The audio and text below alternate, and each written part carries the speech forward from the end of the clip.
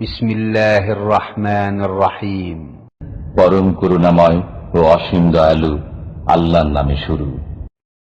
ومن أحسن قولا ممن دعا إلى الله وعمل صالحا وقال إنني من المسلمين.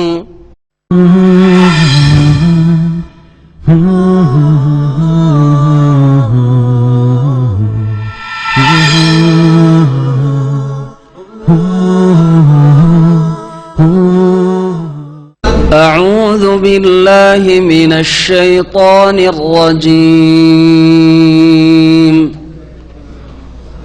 وآتاكم من كل ما سألتموه وإن تعدوا نعمة الله لا تحصوها إن الإنسان لظلوم كفار.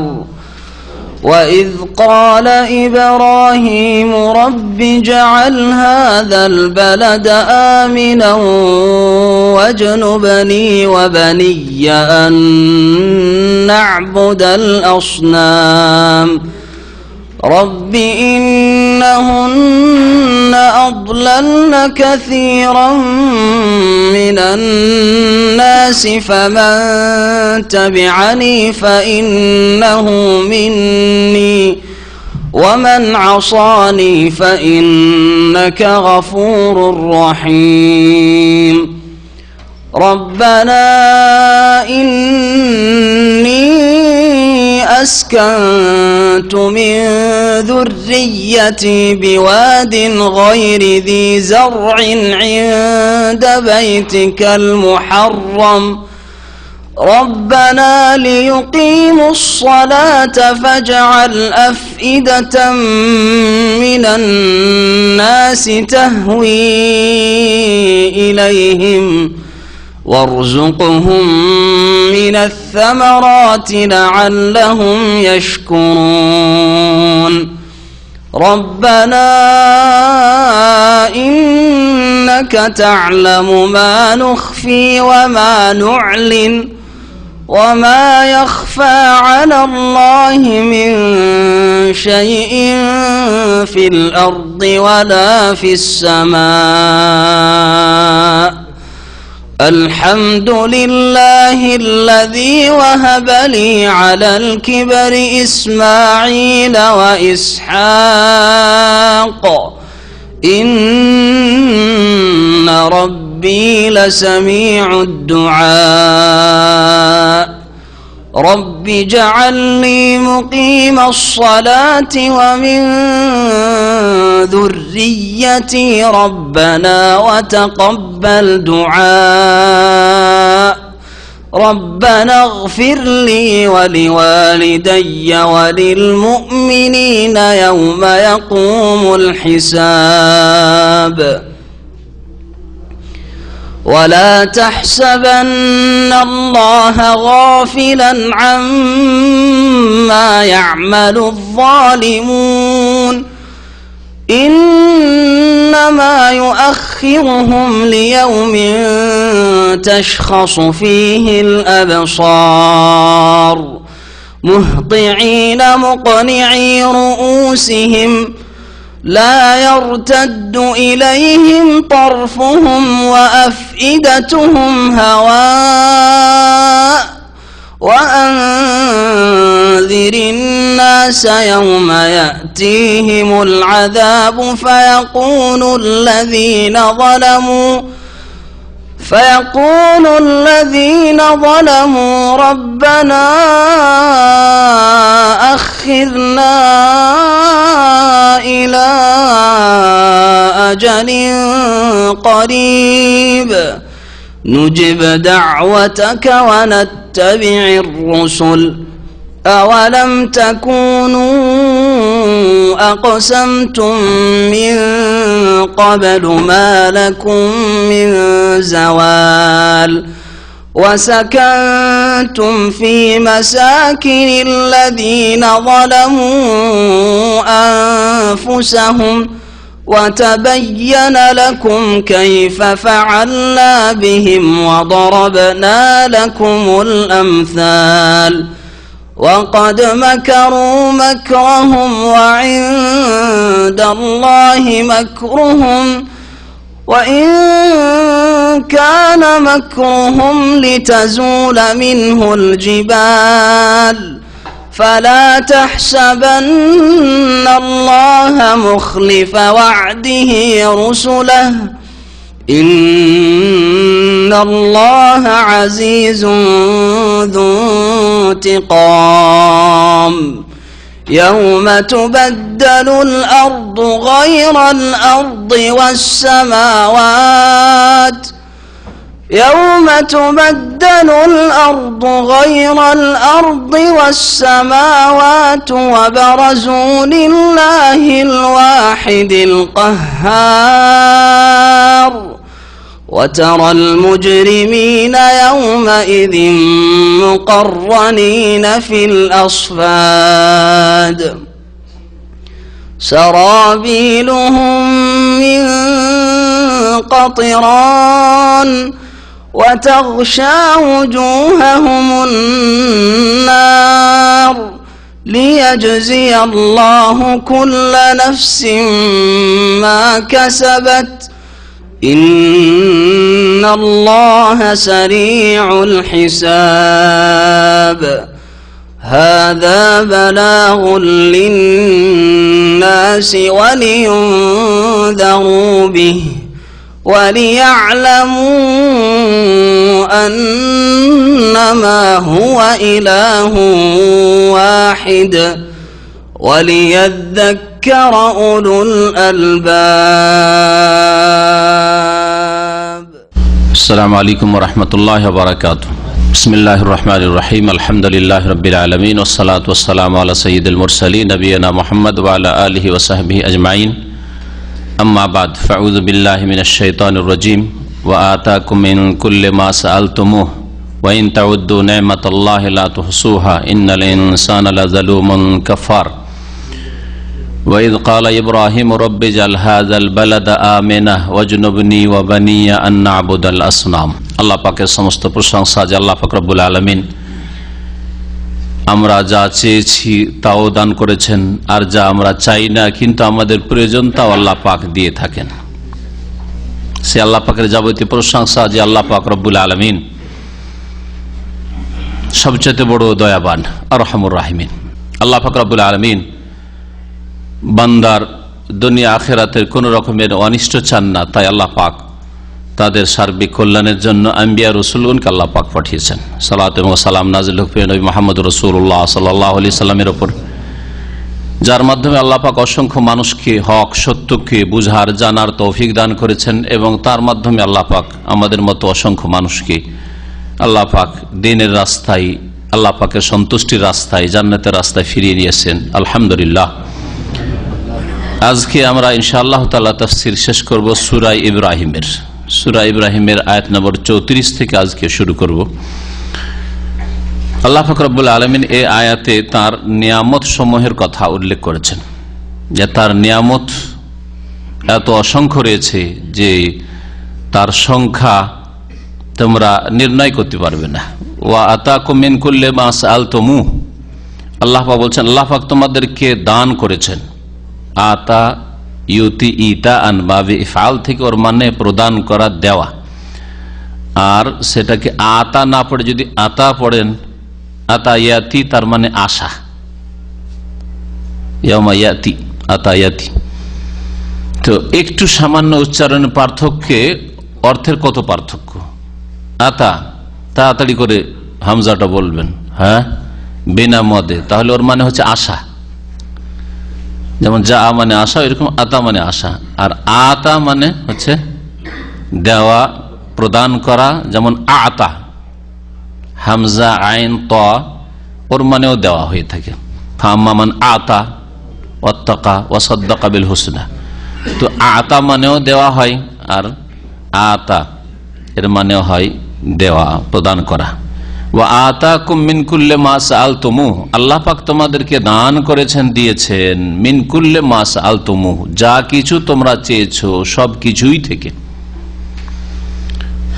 যা কিছু চেয়েছো। এর একটা তাফসীর বলা যায় যে যা তোমরা তোমাদের ভাষা দিয়ে চেয়েছো আর তোমাদের মন চেয়েছে।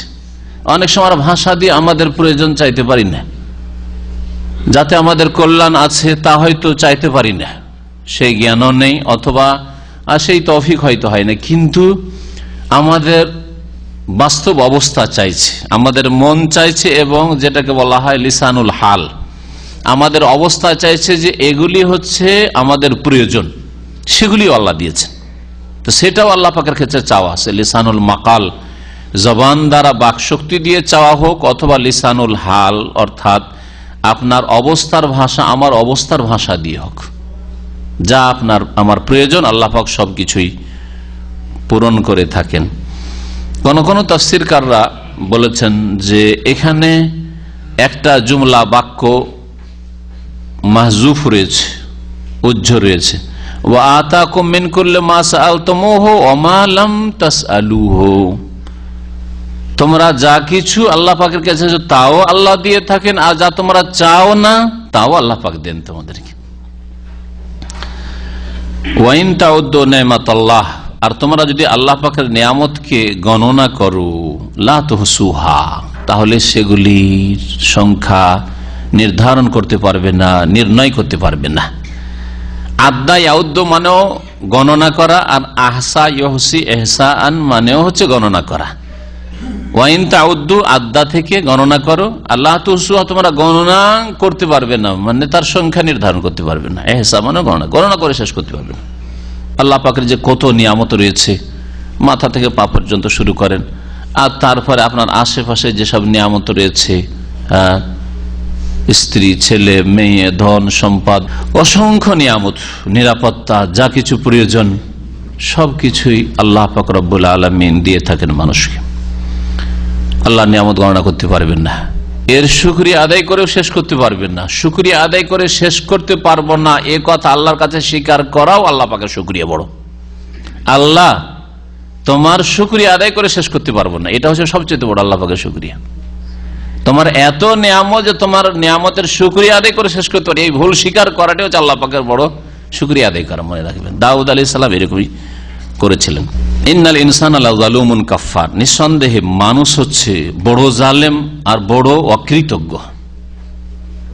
আল্লাহ পাকের এত দান পেয়ে, নিয়ামত পেয়েও, যা কিছু চেয়েছে তার ভাষা, তার মন, সবকিছু আল্লাহ তার দিয়ে থাকেন, তারপরেও মানুষ এইসব নিয়ামতকে, আল্লাহর অনুগ্রহকে, আল্লাহর দানকে পাপের কাজে লাগিয়ে থাকে, আল্লাহর নিয়ামত ভোগ করে গুনাহ করে থাকে, আল্লাহর অবাধ্য হয়, আল্লাহ দ্রোহী, আল্লাহর নাফরমান হয়, তাহলে জালেম হইল।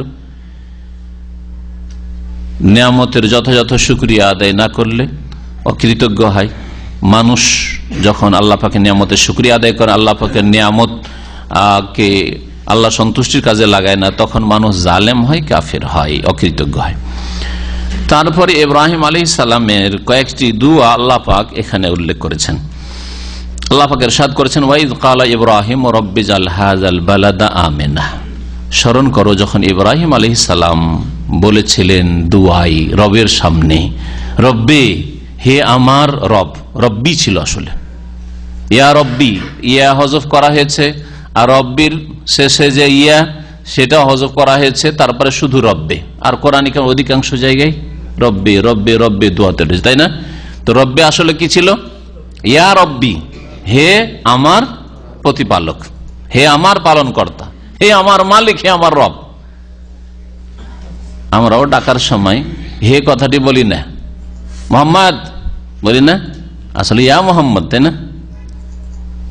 ছেলে আসলে আছে ইয়া ওয়ালাদি, হে আমার ছেলে।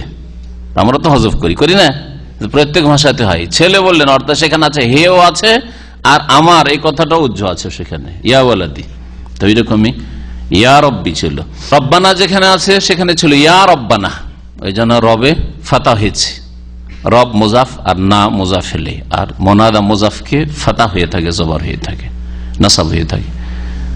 ইয়া রব্বানা ছিল, রব্বানা যালামনা, রব্বানা আতেনা ইত্যাদি ইত্যাদি, রব্বানা হাবলানা, রব্বিজাল হাযাল বালাদা আমেনা, হে আমার প্রতিপালক, ইজআল হাযাল বালাদা, এই নগরীকে তুমি করে দাও আমেনা, নিরাপদ।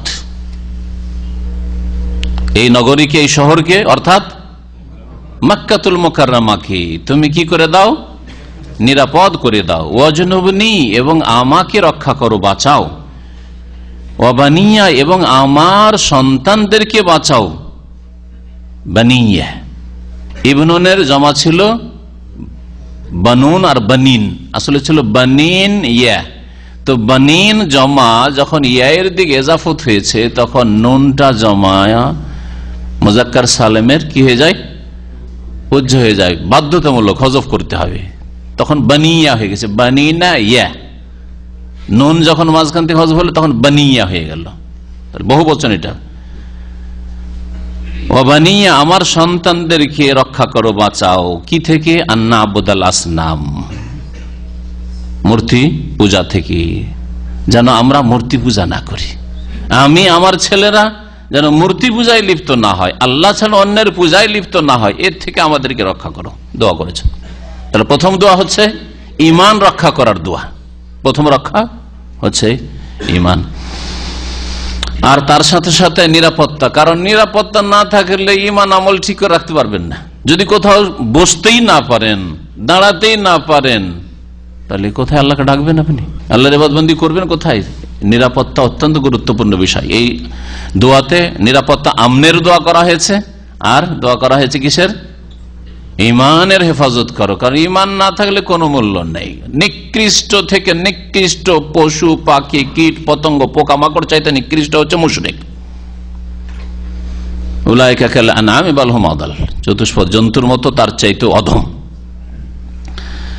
রব্বে ইন্নাহুন্না আদলালনা কাসীরাম মিনান নাস, হে আমার প্রতিপালক, ইন্নাহুন্না আদলালনা, এই মূর্তিগুলি পথভ্রষ্ট করেছে। কাসীরাম মিনান নাস, বহু মানুষকে, অনেক লোককে পথভ্রষ্ট করেছে। মূর্তি কি করে পথভ্রষ্ট করে? মূর্তি কথা বলতে পারে? হ্যাঁ, মূর্তি ডেকেছে। মাজারগুলি কথা বলতে পারে, মাজারগুলি ডেকেছে যে এসো আমাদের পূজা করো, তওয়াফ করো, আর চাদর চড়া পাকা করো। কিন্তু এগুলি গোমরাহ করেছে, অসংখ্য মানুষকে গোমরাহ করেছে। এই মাজারে মুসলিমদের মধ্যেকার মুশরিকদেরকে গোমরাহ করেছে, আর অমুসলিম মুশরিককে গোমরাহ করেছে এই মূর্তিতে। ইন্নাহুন্না আদলালনা কাসীরাম মিনান নাস, অসংখ্য মানুষকে গোমরাহ করেছে। গোমরাহির কারণ হয়েছে ভ্রষ্টতার মাধ্যম। এগুলির অস্তিত্ব যদি না থাকতো তাহলে মানুষ গোমরাহ হতো না। কিছু পথভ্রষ্ট ধর্মীয় নেতারা অসংখ্য মানুষকে টেনে নিয়ে গেছে ওইদিকে, কেউ দুর্গার দিকে ডেকে নিয়ে গেছে, কেউ দরগার দিকে ডেকে নিয়ে গেছে। আর এই দুর্গার দরগাগুলি আদলালনা কাসীরাম মিনান নাস, অসংখ্য মানুষকে গোমরাহ করেছে। দেখেন সৌদি আরবে একটিও মাজার নেই, দেশে কোনো মুশরিকও নেই, কবর পূজারীও নেই, ঠিক না? যদি থাকতো কিছু না কিছু মুশরিক থাকতো, কিছু না কিছু মুশরিক থাকতো, যে কোন আল্লাহর জমিনে যদি থাকে, মূর্তি থাকে অথবা মাজার থাকে, কিছু না কিছু সে দেশে মুশরিক পয়দা হয়ে যাবে। এগুলি মানব জাতির গুমরাহির কারণ হয়েছে। অসংখ্য মানুষ, অধিকাংশ মানুষ হয় মূর্তি পূজায় লিপ্ত হয়েছে, আর না হয় মাজার পূজায় লিপ্ত হয়েছে। ফামান তাবিআনি, সুতরাং আল্লাহ যারা এই মূর্তিগুলিকে বাদ দিয়ে আমার অনুসরণ করবে, ফাইন্নাহু মিন্নি, তারা বা সে হবে যে আমার অনুসরণ করবে, মূর্তিকে ত্যাগ করবে, তাগুতকে অস্বীকার করবে, নবী রাসূলের অনুসরণ করবে আল্লাহ পাকের ইবাদত করার জন্য, ফাইন্নাহু মিন্নি, সে আমার দলভুক্ত। ইব্রাহিম আলাইহিস সালাম বলছেন আল্লাহ সেগুলি আমার লোক, সেগুলি আমার দলের লোক। ওমান আসানি, আর যে আমার বিরুদ্ধাচরণ করবে, নাফরমানি করবে,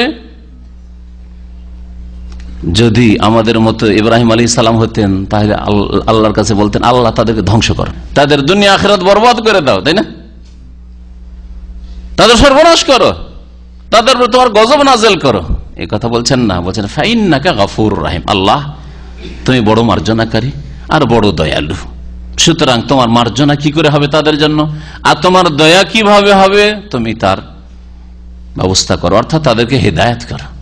হেদায়েত ছাড়া কাফের মুশরিক কুফরি শিরকের অবস্থায় যদি মারা যায় কোনো ক্ষমা নেই।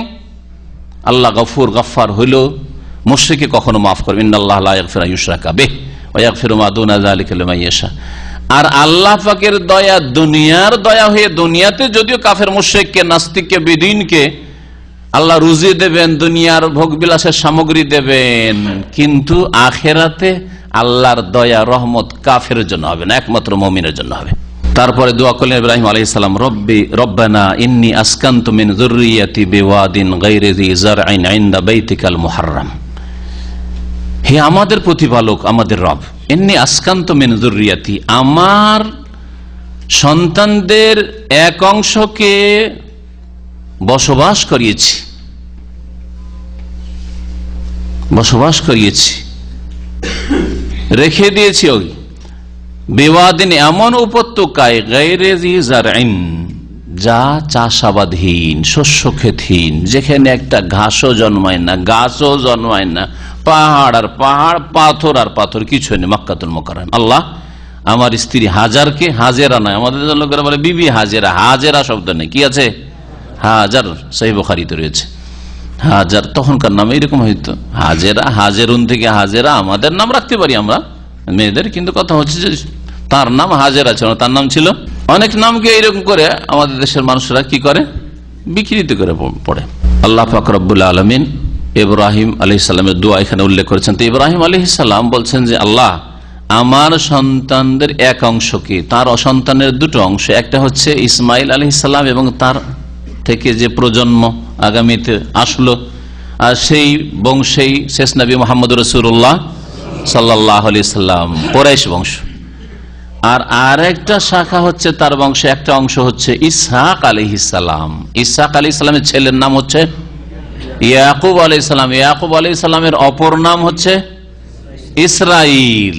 এই ইসরাইল দেশ নাই, ইসরাইল ইয়াকুব আলাইহিস সালামের দ্বিতীয় নাম ছিল। ইসরাইল আলাইহিস সালাম ইয়াকুব আলাইহিস সালামের বংশধর, অর্থাৎ ইব্রাহিম আলাইহিস সালামের বংশধর। যত এসেছে আজ পর্যন্ত সেই বংশের সাথে সম্পৃক্ত সবগুলি হচ্ছে বনি ইসরাইল। আর এই বনি ইসরাইলে অধিকাংশ আম্বিয়া রসুলগণকে আল্লাহ পাঠিয়েছেন, যাদের কথা কোরআনে কারীমে আল্লাহ উল্লেখ করেছেন। কোরআনে কারীমে যে 25 জন নবীর কথা বর্ণনা করা হয়েছে, তার অধিকাংশই আম্বিয়া বনি ইসরাইল নবী। তার আগে কিছু নবী রয়েছে বনি ইসরাইলের পূর্বে, যেমন আদম আলাইহিস সালাম, নূহ আলাইহিস সালাম, হুদ, সালেহ ইত্যাদি। কিন্তু বাকি অধিকাংশ আম্বিয়া রসুলগণ এই বনি ইসরাইল, অর্থাৎ ইয়াকুব আলাইহিস সালামের বংশধর। ইয়াকুব আলাইহিস সালামের দাদা ইব্রাহিম খলিলুল্লাহ আলাইহিস সালাতু সালাম। তার ইব্রাহিম আলাইহিস সালামের বংশে আল্লাহ কত বরকত দিয়েছেন। যত নবী, প্রায় সবগুলি নবী, প্রায় সবগুলি যাদের ঘটনা আমাদের কাছে এসছে, বাকি অন্য ঘটনা উপমহাদেশের নবী এসছে, জাপানে এসেছে, চায়না এসেছে, আসেনি, সেগুলির ঘটনা আমাদের কাছে আসেনি। সেগুলি ইব্রাহিম আলাইহিস সালামের বংশের না হইতে পারে, কিন্তু কথা হচ্ছে যে ইব্রাহিম আলাইহিস সালামের বংশের নবী মুহাম্মদ রাসূলুল্লাহ রাসূল, আবু ইব্রাহিম আলাইহিস সালামের বংশেরই আম্বিয়া রাসূলগণ যতগুলি নবী, মুসা আলাইহিস সালাম, ঈসা আলাইহিস সালাম, দাউদ আলাইহিস সালাম, সুলাইমান, জাকারিয়া, আইয়ুব, ইউসুফ, ইউনুস, হারুন ইত্যাদি ইত্যাদি, সব হচ্ছে বনি ইসরাইলের নবী। কত বরকত আল্লাহ পাক দিয়েছেন। ইব্রাহিম আলাইহিস সালামকে আল্লাহ পাক সবচেয়ে বড় পরীক্ষা করেছেন রাসূলুল্লাহ সাল্লাল্লাহু আলাইহি সাল্লামের পরে, আর সবচেয়ে বড় নিয়ামত দান করেছেন রাসূলুল্লাহ সাল্লাল্লাহু আলাইহি সাল্লামের পরে। রাসূলুল্লাহ সাল্লাল্লাহু আলাইহি সাল্লামকে আল্লাহ পাক তার খলিল হিসেবে, অন্তরঙ্গ বন্ধু হিসেবে গ্রহণ করেছেন, যেমন ইব্রাহিম আলাইহিস সালামকে খলিল হিসাবে গ্রহণ করেছেন। ইন্নাল্লাহা ইত্তাখাযানি খলিলা কামা ইত্তাখাযা ইব্রাহিমা খলিলা, সহিহ বুখারী হাদিস রয়েছে। আল্লাহ পাক আমাকে খলিল, অন্তরঙ্গ বন্ধু হিসাবে গ্রহণ করেছেন, যেমন ইব্রাহিম আলাইহিস সালামকে খলিল হিসাবে গ্রহণ করেছেন। ওয়ালাউ কুনতু মুত্তাখিযান খলিলান, যদি মানুষের মধ্যে থেকে কাউকে যদি আমি খলিল, অন্তরঙ্গ বন্ধু বানাইতাম, তো লাত্তাখাযতু আবু বকরিন খলিলা, আবু বকরকে আমি অন্তরঙ্গ বন্ধু হিসাবে গ্রহণ করতাম। কিন্তু আমার খলিল একমাত্র আল্লাহ পাক। নবী রাসূলের সংখ্যার দিক থেকে, নবী রাসূলের দিক থেকে যে বরকতটা রয়েছে, ইব্রাহিম আলাইহিস সালামের বংশ যদি পর্যাপ্ত পরিমাণে থাকে, যথেষ্ট পরিমাণে থাকে, তো আইম্মা আর ওলামা আর নেক লোকের সংখ্যা গরিষ্ঠতা শেষ নবী মুহাম্মদ রাসূলুল্লাহ সাল্লাল্লাহু আলাইহি সাল্লামের উম্মতে রয়েছে। এই দিক দিক থেকে নবী, শেষ নবীর উম্মতে আর কেউ আসবে না, নবুয়তের দরজা বন্ধ হয়ে গেছে, খাতামুন নবীন তিনি। সেই জন্য আল্লাহ পাক রব্বুল এই দিক থেকে বরকত দিয়েছেন, এই দিক থেকে বরকত দিয়েছেন। এত ওলামা আর আইম্মা আর দিনের খাদেম আল্লাহ পাক পয়দা করেছেন সাহাবায়ে কেরামদের জামানা থেকে, আর কত যে আল্লাহ পাক কিয়ামত পর্যন্ত পয়দা করবেন, তার মাধ্যমে আল্লাহ পাক বরকত দান করেছেন, রহমত দিয়েছেন শেষ নবী মুহাম্মদ রাসূলুল্লাহ সাল্লাল্লাহু আলাইহি ওয়াসাল্লামকে। আল্লাহুম্মা সাল্লি আলা মুহাম্মদ ওয়া আলা আলি মুহাম্মদ কামা সাল্লাইতা আলা ইব্রাহিম ওয়া আলা আলি ইব্রাহিম ইন্নাকা হামিদুম মাজিদ। আল্লাহুম্মা বারিক আলা মুহাম্মদ, মুহাম্মদ সাল্লাল্লাহু আলাইহি ওয়াসাল্লাম বরকত দাও, ওয়া আলি মুহাম্মদ, মুহাম্মদ সাল্লাল্লাহু আলাইহি ওয়াসাল্লাম বংশ, কামা বারাকতা আলা ইব্রাহিম ওয়া আলা আলি ইব্রাহিম। এই হচ্ছে বরকতের ধরন। আপনারা দুরূদ পড়ছেন কিন্তু কখনো চিন্তা করেননি যে এই বরকতটা কি ধরনের বরকত, কি ধরনের বরকত আল্লাহ পাক দিয়েছেন। হ্যাঁ, দেখেন বরকত কিরকম বরকত, যে বরকত পৃথিবীর কেউ হাসিল করতে পারেনি। যে বরকত আল্লাহ পাক দিয়েছেন ইব্রাহিম আলাইহিস সালামকে, যে বরকত দিয়েছেন মুহাম্মদ রাসূলুল্লাহ সাল্লাল্লাহু আলাইহি ওয়াসাল্লামকে। তো ইসমাইল আলাইহিস সালামকে আর তার মা হাজারকে রেখে গেলেন, বলছেন যে আল্লাহ রেখে এলাম এমন জায়গায় যেখানে কোনো লোকজন বাস করে না, আর সেখানে কোনো শস্য ক্ষেত নেই, চাষাবাদহীন এলাকায়। ইনদা বাইতিকাল মুহাররাম, তোমার সম্মানিত ঘরের পাশে, তোমার সম্মানিত ঘরের পাশে। এই অংশের দুটি তাফসীর, একটা হচ্ছে যে এই দোয়াটি বাইতুল্লাহ নির্মাণের পরে, তিনি যে নির্মাণ করে ইসমাইল আলাইহিস সালাম বড় হইলেন, তারপর নির্মাণ করলেন, তারপরে দোয়া করেছেন। তার চোখের সামনে বাইতুল হারাম বা বাইতুল মুহাররাম, বাইতুল্লাহ মওজুদ রয়েছে, তারপরে দোয়া করছেন। আর কোন কোন তাফসীরে বলছেন না, তখন বাইতুল্লাহ নির্মাণ হয়নি, রেখে গিয়েছেন, রেখে যাচ্ছেন, বিদায় নিচ্ছেন। যেমন সহিহ বুখারীতে রিওয়ায়াত রয়েছে, লম্বা হাদিস রয়েছে, যে সময়টা বিদায় নিচ্ছেন, নিয়ে আসলেন স্ত্রীকে আর ছেলেকে, আর নিয়ে আসার পর রেখে দিলেন, তাদের কাছে কিছু খেজুর আর পানি রেখে দিয়ে একটা মশকে চলে গেলেন। ছেড়ে যখন চলে যাচ্ছেন তখন পিছনে পিছনে দৌড় দিয়েছেন হাজার আলাইহিস সালাম, ইয়া ইব্রাহিম, হে ইব্রাহিম। বোঝা গেল যে স্বামীর নাম বলা যাবে। হ্যাঁ, আইনা তাতরুকুনা ফি হাযাল ওয়াদি, এই জনহীন উপত্যকায় কোথায় আমাদেরকে ছেড়ে যাচ্ছ, কোথায় এইভাবে ছেড়ে চলে যাচ্ছ, কেন তুমি ছেড়ে চলে যাচ্ছ আমাদেরকে? জানেন না তিনি যে এই আমাদেরকে নিয়ে যাচ্ছেন আর ওখানে ছেড়ে চলে আসবেন, খবর নেই। কিন্তু খবর থাকলে বলবেন কেন তাহলে? হ্যাঁ, কোথায় ছেড়ে চলে যাচ্ছেন? কোনো জবাব আসছে না, কোনো জবাব দিচ্ছেন না, আর ফিরেও দেখছেন না। ফিরে দেখলে মনে কষ্ট হবে, হ্যাঁ, ছেলেকে ছেড়ে যাচ্ছি, স্ত্রীকে ছেড়ে যাচ্ছি, কি যেমন তেমন কথা। আর এমন জায়গায় যেখানে কোনো আপন জন নেই, আত্মীয় স্বজন, কোনো মানুষও বাস করে না সেখানে। তারপরে লোক আইসে জুরহম বংশ এসে বসবাস শুরু করলো। জিজ্ঞেস করছেন তারপরে, আল্লাহ আমারাকা বিহাযা, আল্লাহ কি আপনাকে এই নির্দেশ দিয়েছেন? আল্লাহর হুকুমে ছেড়ে যাচ্ছেন না নিজের খেয়াল খুশি ছেড়ে যাচ্ছেন? আপনি জানছেন তিনি যে নবী আমার স্বামী, রাসূল তিনি। আল্লাহ আমারাকা বিহাযা, আল্লাহ নির্দেশ দিয়েছেন? মাথা ঝুঁকিয়ে বললেন, নাম, হ্যাঁ, আল্লাহর নির্দেশে ছেড়ে যাচ্ছে। আল্লাহর হুকুম হয়েছে তোমাদেরকে এখানে রেখে যেতে হবে, এই শহরকে আল্লাহ পাক তোমাদেরকে দিয়ে, তোমার এই ছেলেকে দিয়ে আবাদ করিয়ে নেবেন, খেদমত করিয়ে নেবেন বলে দিয়ে চলে গেলেন। আর মাঝে মধ্যে আসতে থাকতেন খোঁজ খবর নেওয়ার জন্য স্ত্রীর, ছেলের। আসলেন, হাজারের ইন্তেকাল হয়ে গেছে, ছেলেকে একবার আসলেন তো ছেলে ছিল না, বিয়ে হয়েছে, ছেলের বউ আছে। আর একবার আসলেন, এই দুইবারের কথা ওই হাদিসে রয়েছে, তার মধ্যে হাদিস আছে মাঝে মধ্যে তিনি আসতে থাকতেন স্ত্রী আর ছেলে মেয়ের খোঁজ খবর নেওয়ার জন্য। তাহলে বোঝা গেল যে বিদেশেও যদি আপনারা থাকেন, মাঝে মধ্যে স্ত্রী ছেলে মেয়েদের খোঁজ খবর নিতে যেতে হবে। সৌদি আরবে যারা থাকে তো মাশাআল্লাহ খোঁজ খবর, ছুটি পেলেই খোঁজ খবর নিতে যায়। কিন্তু আশেপাশের ওইসব দেশে, যে দেশে পর্দা নেই, যে দেশে অবাধ মেলামেশা, সেসব দেশে অনেক যুবকরা যায় প্রবাসে কাজের জন্য, যার পরে 5 বছর 7 বছর স্ত্রী ছেলে মেয়ে ছেড়ে থাকে, আসে না ফিরে। এই খবর আমার কাছে আছে। জবাবদেহি করতে হবে কিয়ামতের দিনে, আল্লাহর সামনে আসামি হয়ে দাঁড়াতে হবে। আপনি আপনার স্ত্রীর হক আদায় করছেন না, আপনার ছেলে মেয়ের হক আদায় করার জন্য যাচ্ছেন না, কারণ আপনার যৌন চাহিদা, শরীরের হারাম চাহিদা পূরণ হয়ে যাচ্ছে এই জন্য। আর একদল বলছেন যে তখন বাইতুল্লাহ তৈরি হয়নি, যখন ছেড়ে যাচ্ছেন তখনই দোয়া করছেন। কিন্তু তিনি ওহির মাধ্যমে জানেন যে এখানে আল্লাহ পাক একটা ঘর তৈরি করবেন, আর যে ঘরে সারা বিশ্ব থেকে মুমিন মুমিনাত আসবে ইবাদত বন্দেগীর জন্য, আল্লাহর সম্মানিত ঘর। আর এটা পুনর্নির্মাণ হবে তাফসীরকারদের মতে। তার আগে এটা আল্লাহ পাক রব্বুল আলামিন তৈরি করেছেন বা তৈরি করিয়েছেন মালাইকা দিয়ে বা অন্য কোন নবী দিয়ে, আল্লাহু আলাম। কিন্তু তার আগে তৈরি হয়েছে, সেখানে নিশানা ছিল। হ্যাঁ, সেই হাদিসটা রয়েছে, যখন ইব্রাহিম আলাইহিস সালাম কাবা নির্মাণ শুরু করলেন, দেখলেন যে কাবার নকশা নিশানা আছে, ভিত আছে, আর ওর উপর তৈরি করতে বলা হলো। বন্যার কারণে, আর দীর্ঘদিন সেখানে এত বড় বন্যা হয়েছে, বহু বন্যা হয়েছে, তার মধ্যে নূহ আলাইহিস সালামের বন্যা, তাতে নিশ্চিহ্ন হয়ে গেছে সেই ঘর যা তৈরি করা হয়েছিল, কিন্তু ভিতের কিছু নিশানা লক্ষণ আছে, তার উপর নির্মাণ করতে বলা হইল এই কাবা ঘরকে।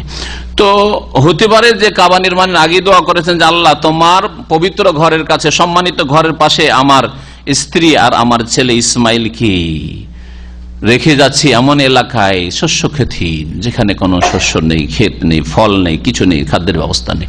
রব্বানা লিয়াকিমুস সালাহ, হে আমাদের প্রতিপালক, যাতে করে এরা সালাত কায়েম করে। উদ্দেশ্য হচ্ছে সালাত কায়েম করা, বাইতুল্লাহর উদ্দেশ্য হচ্ছে সালাত কায়েম করা। মক্কাতুল মুকাররমায় শিরিক করতে যাবেন, বিদআত করতে যাবেন, হ্যাঁ সেখানে গিয়ে আর অজ্ঞতার সাথে যাবেন, কিছুই জানেন না, দেখা দেখি উমরা করছেন, হজ করছেন, এরকম জাহালতের সাথে, অজ্ঞতার সাথে হজ উমরায় যাবেন না।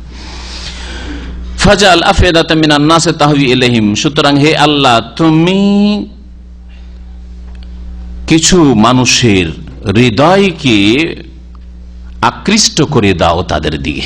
তাহওয়ি ইলাইহিম, ফাজাল আফিদাতাম মিনান নাস, কিছু মানুষের হৃদয়কে এমন করে দাও যে তাহওয়ি ইলাইহিম, এই আমার ছেলে স্ত্রী, ছেলে মেয়ে আর আগামী প্রজন্ম, এদের দিকে যেন কি হয়, অনুরাগী হয়, আকৃষ্ট হয়, এদের সাথে সহনশীল হয়, এদের সাথে ভালো আচরণ করে, মক্কাতুল মুকাররমার লোকেদের সাথে, আমার বংশধরদের সাথে। ওয়ারযুকহুম মিনাস সামারাত, আরো দোয়া করছে আল্লাহ এদেরকে ফলমূলের রিজিক দান করো, যেসব রিজিক দিবে তাতে তুমি ফলমূলের রিজিক দান করো। লাআল্লাহুম ইয়াশকুরুন, যাতে করে তারা শুকরিয়া আদায় করতে পারে, শুকরিয়া আদায় করতে পারে। তাহলে আল্লাহ পাকের নিয়ামত পেয়ে, নিয়ামত খেয়ে, ভোগ করে শুকরিয়া আদায় করতে হবে, এটা হচ্ছে উদ্দেশ্য, তাহলে নিয়ামত টিকে থাকবে। আল্লাহ পাক রব্বুল আলামিন তারপরে বলছেন ইব্রাহিম আলাইহিস সালামের দোয়া, আরো রব্বানা, ইব্রাহিম আলাইহিস সালাম দোয়া করছেন, হে আমাদের প্রতিপালক, ইন্নাকা তা'লামু মা নুখফি ওয়া মা নু'লিন, নিঃসন্দেহে তুমি জানো, মা নুখফি, যা আমরা ভিতরে গোপনে রাখি, মনের ভিতরে রাখি, মানুষ জানে না কিন্তু তুমি জানো, ওয়া মা নু'লিন, আর যা আমরা প্রকাশ করি তাও তুমি জানো, সবকিছু তুমি জানো আল্লাহ। ওয়ামা ইয়াখফা আলাল্লাহি মিন শাই ফিল আরদি ওয়ালা ফিস সামা, আর আল্লাহর উপর কোনো কিছুই অস্পষ্ট থাকে না, লুকায়িত থাকে না, না আকাশে না জমিনে, জমিনেও না আকাশেও না। আলহামদুলিল্লাহিল্লাযী ওয়াহাবা লি আলাল কিবার ইসমাঈল ওয়া ইসহাক ইন্না রাব্বী লাসামিউ দুআ। আল্লাহ পাকের এখন শুকরিয়া আদায় করছেন, প্রশংসা করছেন, যাবতীয় প্রশংসা সে আল্লাহর। আল্লাযী ওয়াহাবা লি আলাল কিবার, যিনি আমাকে বার্ধক্যে দান করেছেন। কাকে দান করেছেন? ইসমাইল দান করেছেন আর ইসহাক দান করেছেন। ইসমাইল জন্ম নিলেন হাজারের পেট থেকে, হ্যাঁ হাজারের পেট থেকে ইসমাইল আল্লাহ দান করলেন। কত বছর বয়সে? গত সপ্তাহ বলেছিলাম, মনে আছে? হ্যাঁ 99 বছর বয়স, জি হ্যাঁ। আর ইসহাক আলাইহিস সালামের জন্ম 13 বছর পরে, হ্যাঁ 13 বছরের ব্যবধানে, তার মানে যখন ইব্রাহিম আলাইহিস সালামের বয়স 112 হয়ে গেছে, তখন ইসহাক আলাইহিস সালামের জন্ম। আল্লাহ পাক যখন ইচ্ছা, যাকে ইচ্ছা, যেমন ভাবে ইচ্ছা দিতে পারেন, নিরাশ হবেন না, আল্লাহ পাকের কাছে ভালোভাবে চাইবেন। ইন্না রাব্বী লাসামিউদ দুআ, নিঃসন্দেহে আমার প্রতিপালক দোয়া শ্রবণকারী, ডাক শুনে থাকেন বান্দার। রব্বি জালনি মুকিমাস সালাত, হে আল্লাহ আমাকে সালাত কায়েমকারী বানিয়ে দাও। ইব্রাহিম আলাইহিস সালামও দোয়া করেছেন আমাকে সালাত কায়েমকারী বানিয়ে দাও। তার মানে সালাতের, নামাজের কত গুরুত্ব বোঝা গেল যে সালাত ছাড়া কোন মানুষ মিল্লাতে ইব্রাহিমের অনুসারী হতে পারে না। আর সালাত ছাড়া যখন মিল্লাতে ইব্রাহিমের অনুসারী হতে পারে না, তখন রাসূলুল্লাহ সাল্লাল্লাহু আলাইহি ওয়াসাল্লামের উম্মত হতে পারে না, মুসলিম হতে পারে না।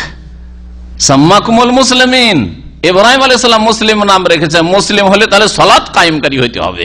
এই জন্য সাহাবায়ে কেরামদের ইজমা ছিল, ঐক্যমত ছিল, কোন দ্বিমত ছিল না। একজন সাহাবায়ে কেরাম এই মত পোষণ করেননি যে বেনামাজি মুসলিম থাকে, বরং নামাজ না পড়লে, 5 ওয়াক্ত নামাজ আদায় না করলে মুসলিম থাকে না। এটা ইজমাউস সাহাবা, যা হাদিসে বর্ণিত হয়েছে। হুকম তারিকিস সালাত, সালাত পরিত্যাগকারী বা নামাজ ত্যাগকারীর বিধান, একটি গুরুত্বপূর্ণ 40 পৃষ্ঠার কিতাব রয়েছে, ছোট্ট পুস্তিকা রয়েছে আল্লামা শেখ ইবনে উসাইমিন রাহমাতুল্লাহ আলাইহির, যেটা আমার অনুবাদ, আজকে থেকে 20-25 বছর আগে অনুবাদ হয়েছে। তো ওই বইটি অত্যন্ত গুরুত্বপূর্ণ এই বিষয়ে, নামাজের গুরুত্ব জানার জন্য। বহু বেনামাজি যারা আল্লাহকে ভয় করে, অনেক ভালো কাজ করে, অনেক গুনাহ থেকে বাঁচে, কিন্তু নামাজের গুরুত্ব না বোঝার কারণে নামাজ পড়তো না, তারা এই কিতাবটি পড়ে নামাজ ধরেছে এবং নামাজের গুরুত্বটা বুঝতে পেরেছেন। নামাজ না পড়লে মুসলিম থাকে না। আরব একজন মূর্খ হইল, সৌদি আরবের মানুষ জাহেল মূর্খ হইল, অশিক্ষিত হইল, বুঝে যে মাফি সালাহ মাফি মুসলিম, নামাজ নেই ইসলাম নেই, মুসলিম নয়। কিন্তু আমাদের দেশের লোকেরা মনে করে যে বাপ মার সেবা করি পাকা মুসলিম, সারা জীবন নামাজ পড়ে না, জুমা পড়েই মুসলিম, ঈদ পড়েই মুসলিম। জি, বহু ভালো কাজ করে। জিজ্ঞেস করবেন বেনামাজিকে, বলবেন শেখ একটা নেশা করি না। নেশা মানে তো মদের নেশা না, নেশা মানে কি তার কাছে? এমন কি কি বলতে পারেন? নেশা মানে সিগারেট বিড়ি তো খায় না, জর্দাও খায় না, সাদা পানও খায় না, এমনকি চাও খায় না। কত ভালো মানুষ নিজেকে মনে করেছে, কিন্তু বেনামাজি, আল্লাহকে মুসলিম গণ্য করেন না। ভালো করে শুনে রাখেন, অনেক মনে করে আমরা অনেক ভালো, কারণ কিছুই অপচয় করি না। আরে সাদা পানটাও খায়, চারও নিশা নেই। চাটা আমাদের দেশের মানুষ নিশা বলে, চা দেন বলছে আমার কোনো নিশা নেই। আর এটা নিশার জিনিস নাকি? নিশা মানে যাতে মানুষের জ্ঞানকে হারিয়ে ফেলে, সেটা হচ্ছে নেশা। নেশা মানে এই নয় যে যেটা খেলেই খেতে মন চায়, বারবার খাচ্ছেন সেই জন্য খেতে মন চাইছে। প্রতিদিন হয়তো দুবার চা খান, একদিন যদি না পান তো মনটা চাইবে যে চাটা খেতাম। তো এটার নাম নেশা নয় আসলে। নেশা আল খামরু মা খামারা লাকলা, নেশা হচ্ছে যা বিবেককে ঢেকে ফেলে, আচ্ছাদিত করে। এই আয়াত থেকে আরো বোঝা গেল যে সালাত নামাজের ইতিহাস হচ্ছে খুব প্রাচীন ইতিহাস। আম্বিয়া রাসূলগণও নামাজ পড়েছেন, যত ভালো মানুষ সকলেই নামাজ পড়েছেন, জান্নাতি যত সকলেই নামাজ পড়েছেন। শুধু ইব্রাহিম আলাইহিস সালামের ক্ষেত্রে না, অন্যান্য নবীদের ক্ষেত্রে রয়েছে। ওয়াউসানি বিসসালাত ওয়াজ যাকাত, আল্লাহ পাক আমাকে সালাত যাকাতের ওসিয়ত করেছেন। ইন্নাহু কানা ইয়ামুরু আহলা বিসসালাত, নিজের পরিবারকে সালাতের হুকুম করতে হয়। আম্বিয়া রাসূলগণ সব কোরআনে কারিমে আল্লাহ পাক বলেছেন। তাহলে সালাত শুধু এই উম্মতে না, আম্বিয়া রাসূলগণ সকলেই সালাত আদায় করেছেন, নামাজ পড়েছেন। আল্লাহ আমাকে সালাত কায়েমকারী বানিয়ে দাও, ওয়া মিন যুররিয়াতি, আর আমার সন্তানদেরকেও নামাজি বানিয়ে দাও। তাহলে আপনাকে দোয়া করতে হবে আপনার জন্য, আপনার পরিবারের জন্য। আল্লাহ আমাকে নামাজি বানাও, আমার স্ত্রী ছেলে মেয়েকে নামাজি বানাও, আমার ছেলেদেরকে, মেয়েদের ছেলে মেয়েদেরকে, সবাইকে নামাজি বানাও। রব্বে জালনি মুকিমাস সালাতি ওয়া মিন যুররিয়াতি। আর নামাজ কায়েম হবে কয়েকটা দিক পুরা করলে। 5 টাইম নামাজ পড়লে নামাজ কায়েম হয়, 5-এ 4 করলে হবে না। জামাতে নামাজ পড়লে নামাজ কায়েম হয়, না হলে নামাজ কায়েম হয় না। আর সময় মতো নামাজ পড়ে, সময়ের বাইরে সূর্য ওঠার পরে ফজর 5 টাইমই পড়েন, কিন্তু ফজরটা সূর্য ওঠার পরে পড়েন, নামাজ কায়েম হয় না। নবী করিম সাল্লাল্লাহু আলাইহি ওয়াসাল্লামের তরিকায় নামাজ পড়তে হবে, তাহলে নামাজ কায়েম হবে। যেমন রাসূলুল্লাহ সাল্লাল্লাহু আলাইহি ওয়াসাল্লাম নামাজ ছিল, ওই রকম নামাজ আপনার হইতে হবে। খেয়াল খুশি নামাজ, এত রকমের নামাজ নবী সাল্লাল্লাহু আলাইহি ওয়াসাল্লাম পড়েন নাই। নামাজে দিয়ে নবী সাল্লাল্লাহু আলাইহি ওয়াসাল্লাম নামাজ শুরু করেন নাই, ইন্নী ওয়াজহাতু দিয়ে শুরু করেন নাই, ইক্তাদাতু বিহাযাল ইমাম দিয়ে শুরু করেন নাই, আনা ইমামুল লিমান হাদারা ওয়া মান লাম ইয়াহজুর দিয়ে শুরু করেন নাই, আর মোনাজাত দিয়ে শেষ করেন নাই। নবী করিম সাল্লাল্লাহু আলাইহি ওয়াসাল্লাম যেমন নামাজ, সেই রকম নামাজ পড়লে নামাজ কায়েম হবে। নামাজ কায়েম হবে, নামাজের রুকন, শর্ত, ওয়াজিব, এই সব সুন্নাত মুস্তাহাব সহ আদায় করতে হবে, তাহলে হবে। এই জিনিসগুলি মনে রাখবেন। আপনি 4 ওয়াক্ত নামাজ পড়েন, নামাজ পড়ি না, নামাজ কায়েম করেন না, আপনি নামাজ পড়েন না। যখন 1 ওয়াক্ত নামাজ ছাড়লেন, কুফরি করে ফেললেন, আপনি আপনার ইসলামকে আপনি নিজেই নাকচ করে দিলেন। রব্বানা ওয়া তাকাব্বাল দুআ, হে আমাদের প্রতিপালক আমার দোয়া কবুল করো। তাকাব্বাল দুআ ই অর্থাৎ দোয়া ই ছিল, ইয়া হযফ করে দেওয়া হয়েছে। রব্বানা গফিরলি, হে আল্লাহ, হে আমাদের রব, আমাকে মাফ করে দাও। ওয়ালি ওয়ালিদাইয়া, আমার মাতা পিতাকে ক্ষমা করে দাও। ওয়ালিল মুমিনিন, আর মুমিনদেরকে মাফ করে দাও। ইয়াউমা ইয়াকুমুল হিসাব, ওই দিনে যেই দিন হিসাব প্রতিষ্ঠিত হবে, যেই দিন হিসাব নিকাশ হবে মানুষের, প্রতিদান দিবসে প্রত্যেককে হিসাব দিতে হবে, সেই দিন আমাকে মাফ করো, আমার বাপ মাকে মাফ করো, আর মুমিনদেরকে মাফ করে দাও। এই দোয়া করেছিলেন যখন তার পিতা বেঁচে ছিলেন, আশা করছিলেন হয়তো আমার পিতা হেদায়েত হয়ে যাবে। কিন্তু যখন কুফরের অবস্থায় মারা গেল আজার, তখন তাবাররা মিনহু ফালাম্মা তাবায়্যানা লাহু আন্নাহু আদুউল লিল্লাহ আল্লাহ পাক কোরআনে কারীমে ইরশাদ করেছেন ইব্রাহিম আলাইহিস সালাম সম্পর্কে, যখন তার সামনে স্পষ্ট হয়ে উঠলো যে এই বাবা আযর তো আল্লাহর দুশমন, আদুউল লিল্লাহ তাবাররা মিনহু, তখন সম্পর্ক ছেদের ঘোষণা করলেন, এই বাপের সাথে কোনো সম্পর্ক আর নেই। কুফরির অবস্থায়, শিরকের অবস্থায় কেউ যদি মারা যায়, তার জন্য কোনো মুসলিমের জন্য দোয়া করা জায়েজ নয়।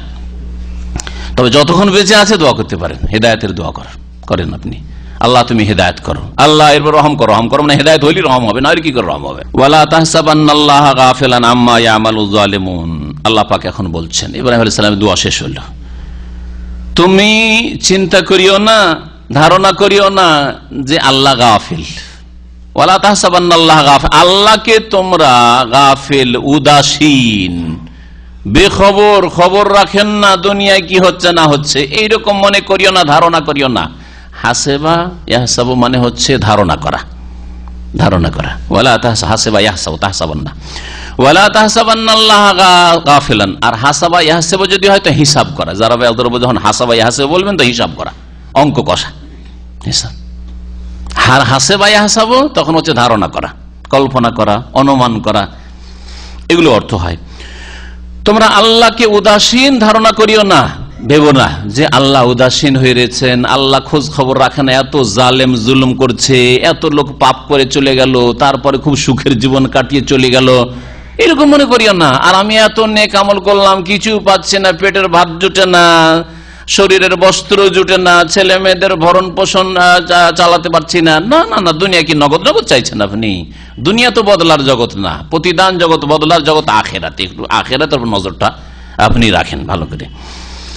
ইন্নামা ইউআখিরুহুম, আল্লাহর কাছে সব খবর আছে কে কি করেছে। তবে পাপীদেরকে আল্লাহ পাক কি করেন? ইউআখিরুহুম, তাদেরকে ছাড় দেন, ছেড়ে দেন না, অবসর দেন, ঢিল দেন, ঢিল দাও, অবসর দেওয়া। ইউআখিরুহুম লিয়াউমিন, সেই খুব বেশি যদি আল্লাহ ঢিল দেন, দুনিয়া তো অনেক সময় ধরে নেন জালেমকে, দেখলেন বহু জালেমদের দুর্দশা দেখলেন চোখের সামনে, তারা কত বড় হিরো ছিল আর কি জিরো হয়ে দুনিয়া থেকে বিদায় হলো, লাঞ্ছিত অপদস্থ হয়ে, আর কত আযাব শাস্তি দুনিয়ার পেয়ে, কেউ জেলখানায়, কাউকে গরু ছাগলের মতো, গরু ছাগলকে তো পিটিয়ে মারে না, কুকুর শিরগালকে তো পিটিয়ে মারে না, ওইরকম পিটিয়ে মেরে শেষ করলো। তো দুনিয়ার আযাব তো আছে কিছু, কিন্তু দুনিয়াতে বহু জালেমকে আল্লাহ আযাব দেবেন না। কতদিন পর্যন্ত? মওত পর্যন্ত। মওতের পরে আযাব শুরু হবে, মওতের পর আযাব শুরু হবে। মানুষ মারা গেলে আফদা ইলা মা কাদ্দামা, যা করেছে সেখানে পর্যন্ত পৌঁছে গেছে, যা করেছে দুনিয়ায় ভালো করে থাকে ভালো পর্যন্ত পৌঁছে গেছে, আর মন্দ করে থাকে আল্লাহর হকের ক্ষেত্রে, নবীর হকের ক্ষেত্রে, আর মানুষের হকের ক্ষেত্রে, তাহলে সেখানে পৌঁছে গেছে, শাস্তি আযাবে পৌঁছে গেছে। আল্লাহ পাক শেষ সময়টা বলছেন যে খুব বেশি আল্লাহ ছাড় দিলে, অবসর দিলে, ঢিল দিলে কতদিন? লিয়াউমিন, সেই দিনের জন্য, তাশখাসু ফিহিল আবসার, কিয়ামত, কিয়ামতের আগে তো ছোট কিয়ামত কায়েম হয়ে যাচ্ছে মানুষের মৃত্যুর সাথে সাথে, মওতের সাথে সাথে। তারপর আল্লাহ বড় কিয়ামতে কুবরার কথা বলছেন, যে সেই দিন, যেই দিন কি হবে? তাশখাসু ফিহিল আবসার, সমস্ত মানুষের দৃষ্টি স্থির হয়ে যাবে। স্থির হয়ে যাওয়া, হতভম্ব হয়ে তাকানো, মানুষ ভয়ে যখন ভীত হয় তখন তাকায়, এদিক ওদিক কোনো খবর নেই তাকে কি হচ্ছে না হচ্ছে, ওপরের দিকে এরকম তাকায়। তাশখাসু ফিহিল আবসার, শাখিসা বাসারাহু মানে চোখ উপরে করে হতভম্ব হয়ে তাকানো, দিশেহারা হয়ে। মুহতাইন, মুকনাই রউসিহিম, মুহতাইন মানে মুসরাইন, তারা দ্রুত বেগে পালাতে থাকবে, ছুটাছুটি করতে থাকবে কিয়ামতের দিনে, দ্রুত বেগে পালাতে থাকবে, ছুটতে থাকবে কবর থেকে উঠে। মুকনাই রউসিহিম, কিন্তু বুঝতে পেরেছে দুর্দশার কথা, কুফরের অবস্থায়, শিরকের অবস্থায়, পাপের অবস্থায়, জুলম নিয়ে, পাপের বোঝা নিয়ে আল্লাহর সামনে হাজির হয়েছে, হাসরে হাজির হয়েছে। সুতরাং মুকনাই রউসিহিম, তাদের মাথা উঁচু করে থাকবে, মাথা উঁচু করে দৌড় দেবে, কারণ দিশেহারা হয়ে গেছে, দিশেহারা হয়ে গেছে। মুকনাই শব্দটি আকনা ইউকনে, ওর দুটি অর্থ হয় আর পরস্পর বিপরীত অর্থ হয়। একে আরবি ভাষায়, আরবি ল্যাঙ্গুয়েজে বলা হয় হুরুফে আজদাদ। হুরুফে আজদাদ মানে হচ্ছে একটা শব্দের পরস্পর বিরোধী অর্থ। তো আকনা ইউকনে মানে মাথা ওপরে করে তাকানো, আর আকনা ইউকনে মানে কান্না রাসাহ, মাথাকে নিচু করা, মাথা নিচে করা। আসাম, আর এটা দুই রকমই হইতে পারে সেই দিন। এক তো অধিকাংশ তাফসীরকাররা ওপর দিকে, কারণ চোখ স্থির, হতভম্ব, ওপর দিকে তাকাচ্ছে আর ছুটছে বেহুশ হয়ে, কোনো হুঁশ জ্ঞান নেই, প্রাণ উড়ে গেছে, এইরকম অবস্থায়। তাহলে ওপর দিকে মুখ করে, এই অর্থ আকনা মানে রাফা রাসাহ, মুকনি রউসাহিম মানে রাফিনা রউসাহিম। আর আরেকটা আসামিরাকে দেখেছেন, আসামিকে দেখেছেন যখন পুলিশে ধরে টরে নিয়ে যায় বা মারে দেয়, দেখেছেন না? দেখেন নাই? এখানে সৌদি আরবে যখন কড়া বেত্রাঘাত করা হয়, হ্যাঁ, অপরাধীগুলিকে কোন খোলা মাঠে, তখন দেখেছেন না? দেখেন নাই? চোরকে নিয়ে আসা আছে হাত কাটার জন্য, তখন দেখেছেন? কেউ দেখেছেন? কি অবস্থা দেখেছেন? এরকম করে তাকাচ্ছে আপনাদের দিকে, এরকম করে থাকে। হ্যাঁ, তো কিয়ামতের দিনে অপরাধীদের অবস্থা এরকমই হবে। জি, এটাও হবে। লা ইয়ারতাদ্দু ইলাইহিম তারফুহুম, তাদের দৃষ্টি তাদের পানে ফিরে আসবে না। তার মানে নিজে দেখার সুযোগ হবে না কে কি অবস্থায়, আমি কি অবস্থায় আছি, আশেপাশে কে কি অবস্থায় আছে। লা ইয়ারতাদ্দু ইলাইহিম, এত হতভম্ব আর এত পেরেশান যে ওপর দিকে তাকিয়ে আছে, নিজের দিকে তাদের দৃষ্টি ফিরে আসবে না। ওয়া আফএদাতুহুম হাওয়া, আর তাদের আফএদা কি? ফুয়াদের বহুবচন। ফুয়াদ মানে হচ্ছে কলব, হৃদয়।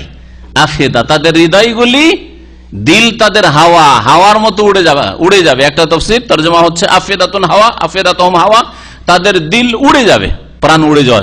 ভয়, আমার প্রাণ উড়ে যাচ্ছিল, বলি না আমরা, এত ভয় হয়েছে আমার যে ভয় আমার প্রাণ মনে হচ্ছে উড়ে যাচ্ছে, বেরিয়ে চলে আসছে, মরে যাব, এই অবস্থা। আফেদাতুহুম হাওয়া। আর কেউ কেউ বলেছেন যে হাওয়ার মানে হয় খালিয়া, শূন্য। অধিকাংশ তাফসীরকাররা এইভাবে অর্থ করেছেন, আফিয়াদাতুহা, তাদের হৃদয় কি হয়ে যাবে? শূন্য হয়ে যাবে। কি থেকে শূন্য হয়ে যাবে? খালিয়াতুন আনিল আকলে, জ্ঞান শূন্য হয়ে যাবে, কোনো জ্ঞান বিবেক থাকবে না, বেহুশ অবস্থায় মনে। ওয়াতারান্নাসা সুকারা ওয়া মা হুম বিসুকারা, এর সমর্থনে অন্য আয়াত রয়েছে।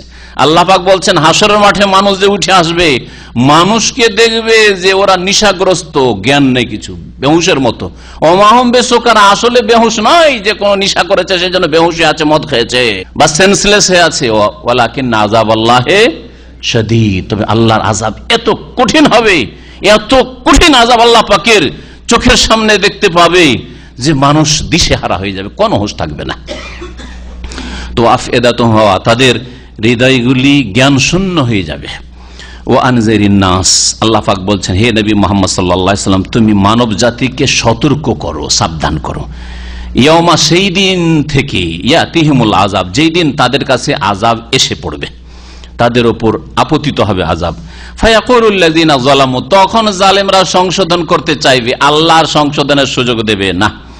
ফায়াকুলুল লাযিনা যালামু, তখন জালেমরা বলবে রব্বানা, হে আমাদের প্রতিপালক, আখিরনা ইলা আজালিন করিব, আমাদেরকে অবসর দেন, ছাড় দেন কিছু সময়ের জন্য। ইলা আজালিন করিব, অল্প সময়ের জন্য, কিছুক্ষণের জন্য, কিছুদিনের জন্য আমাদেরকে দুনিয়াতে ফিরিয়ে দেন। এটা হাসরের মাঠেও বিচার দিবসও বলবে, আর এটা মওতের সময়ও বলে, জাহান্নামে পড়ে পড়েও বলবে। বিভিন্ন আয়াতগুলি বিভিন্ন প্রসঙ্গে কোরআনে কারিমে রয়েছে, যেমন মওত সম্পর্কে রয়েছে হাত্তা ইযা জা আহাদাহুমুল মওত ক্বালা রাব্বিরজিউন, যখন তাদের কাছে মওত এসে যাবে, উপস্থিত হবে, মরে যাবে, আর বাঁচবো না। ফেরেশতাদেরকে, আযাবের ফেরেশতাকে দেখেছে পাপিষ্ঠ, পাপিষ্ঠরা বলে, পাপিষ্ঠরা কি বলে? রাব্বিরজিউন, হে আল্লাহ, হে রব, ফিরিয়ে দাও, ফিরিয়ে দাও আল্লাহ, কিছুটা সময় দাও, কিছুটা সময় দাও। লাআল্লি আমালু সালিহান, কিছু ভালো আমল করে আসবো।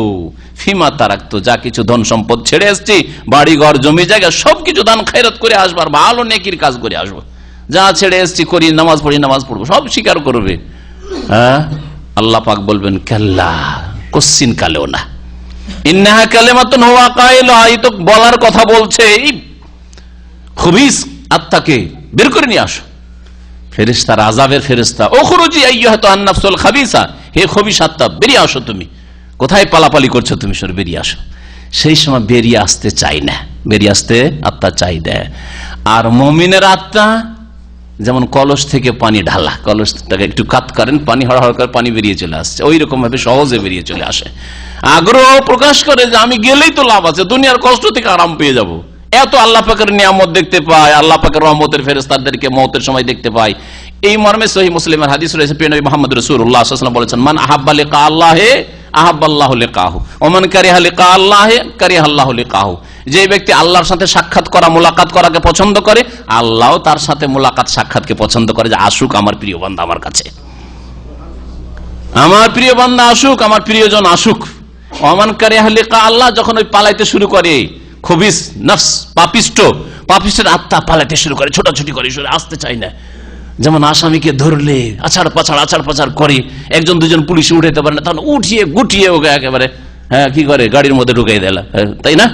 তো এইরকম টেনে হেসড়ে আত্মা বের করে ফেরেশতারা। সেই সময় কারিহা লিকা, আল্লাহর সাথে সাক্ষাৎকে ঘৃণা করা পছন্দ করে, আল্লাহর সাথে মোলাকাতি অবস্থায়, পাপের অবস্থায় করতে চাই না। কারিহা আল্লাহু লিকা, আল্লাহ তাকে দেখতে চায় না, আল্লাহ পাক রব্বুল তার সাক্ষাৎ পছন্দ করেন না। নিয়ে যাও এই খবিসকে, নিয়ে যাও। এই জন্য আকাশের দিকে তার আত্মাকে নিয়ে যাওয়া হয় না, সেখান থেকে ফেলে দেওয়া হয়, যাও সেই জিনে পাঠিয়ে দেওয়া হয় আত্মাকে।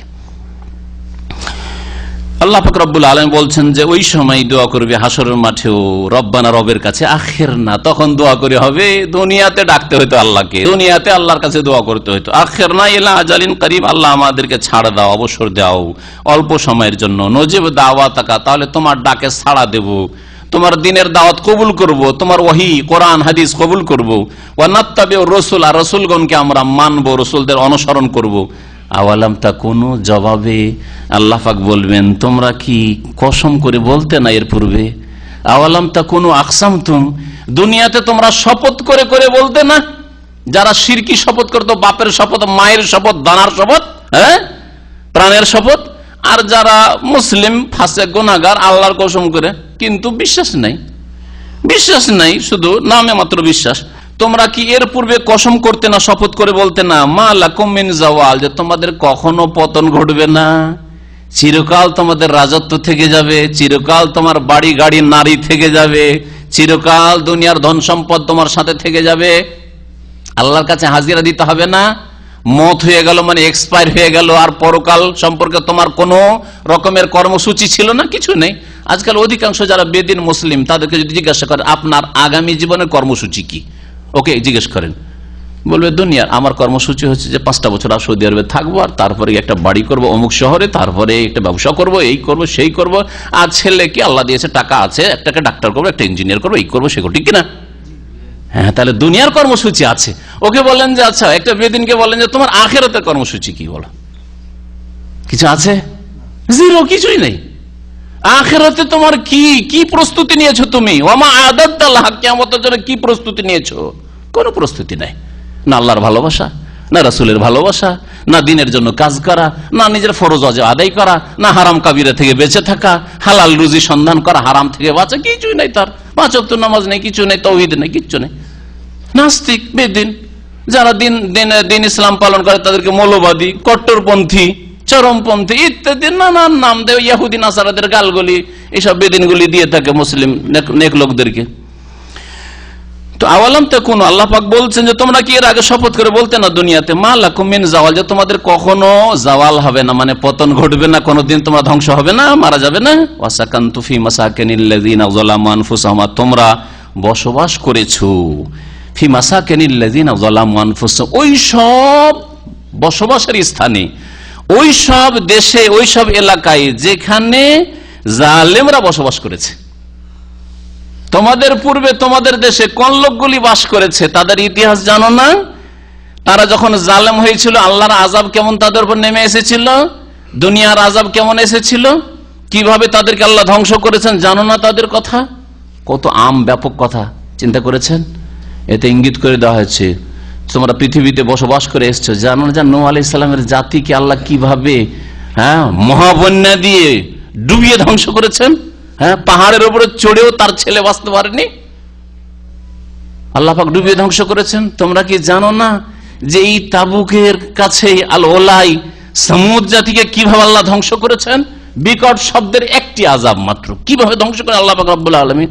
তোমরা কি জানো না যে রবুল খালি, সৌদি আরবের যে একটা বিশাল এরিয়া, যেটাকে বলা হয় এমটি কোয়ার্টার, 4 ভাগের 1 ভাগ একবারে জনশূন্য, শুধু বালি আর বালি, ওইসব এলাকা ওমান, সৌদি আরব আর ইয়ামানের বর্ডার, এই দিকটাই আদ সম্প্রদায় বসবাস করতো, জানো না? ইয়ামানের দিয়ে গেলে তো তোমরা জানতে যে এই এলাকাতে আদ জাতি বসবাস করতো। আমরা এখানে দামামে আছি, এখান থেকে যদি আপনি চলে যান আলাসার পরে কাতারের বর্ডার, সালওয়ার পরে যদি বাথারের দিকে আপনি ইমারাতের বর্ডার যান, তো ওইসব এলাকায় তো হচ্ছে রবুল খালি, তার পাশে বসবাস করছেন। জানেন না যে ওদেরকে কেন ধ্বংস করা হয়েছে? আপনাকে একটু চিন্তা করতে হবে না? আপনাকে এখান থেকে উপদেশ নিতে হবে না, সংশোধন করতে হবে না? না ওদের রাস্তায় যেতে চাও, ওদের গর্তে ঢুকতে চাও, ঢুকো।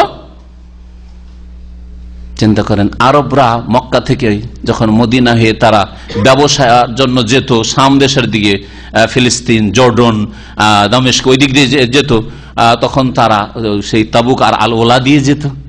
নবী করিম সাল্লাল্লাহু আলাইহি ওয়াসাল্লাম যখন তাবুকের যুদ্ধের জন্য গেছিলেন তাহলে আল ওলা ওখান দিয়ে গেছিলেন। তাহলে এইটা ছিল তাদের রাস্তায়, এসব কথা জানছে। এইরকমই এখন এই আয়াতকে আমাদের উপর ফিট করেন। আমাদের এই বিগত 50 বছরের ইতিহাস বা 100 বছরের ইতিহাস একটু দেখুন তো দেখি, আপনার পূর্বপুরুষদের মধ্যে যারা জালেম ছিল তাদেরকে কিভাবে আল্লাহ ধ্বংস করেছেন, কিভাবে আল্লাহ পাক ধ্বংস করেছেন। এই 50 বছরের ইতিহাসে বিশ্বের জালেমদেরকে আল্লাহ পাক কত রকমের আযাব দিয়ে ধ্বংস করেছে। কোথায় ছিল তারা, কোথায় তাদেরকে নামিয়েছেন, এগুলো থেকে শিক্ষা নেওয়ার কিছু নেই?